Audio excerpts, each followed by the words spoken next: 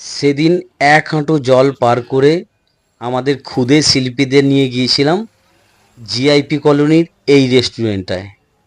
ক্ষুদে শিল্পীদের কি খাওয়ালাম তোমাদেরকে দেখাই। ওদেরকে জিজ্ঞাসা করলাম, তোমরা কি খাবে? মোমো। কি মোমো? কেউ বলল ডিমের টেবিল, কি? কেউ পকোড়া। আর গিয়েছিল অবশ্যই মোমো খেতে, কিন্তু যেহেতু মোমো একটু দেরি হচ্ছিল তাই প্রথমে একটা করে ডিমের টেবিল। আমার মেয়ে বলল আমি ডিমের টেবিল খাবো না, আমি পকোড়াই খাবো। চলো, সকলের জন্য ডিমের টেবিল আর পকোড়া।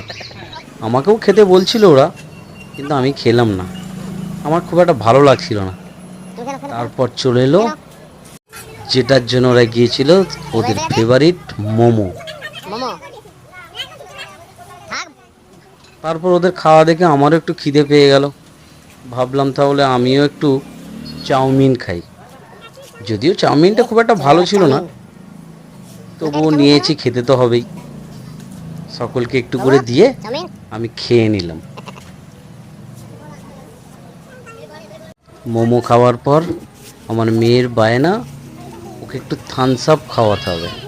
চলো থামস আপ নিয়ে আসি। থামস আপ নিয়ে এলাম, আবার এক হাঁটু জল পার করে করে। কিন্তু ওরা কিছুতেই ভোলেনি গন্ধরাজ মোমো। গন্ধরাজ মোমো ওদের আসতে একটু দেরি হচ্ছিল, ওরা দেখতে পেয়েছে গন্ধরাজ মোমো এসেছে, তাই আবার এক প্লেট গন্ধরাজ মোমো নিলাম। সকলে একটা করে খেলো। ভিডিও কেমন লাগলো অবশ্যই জানাবেন।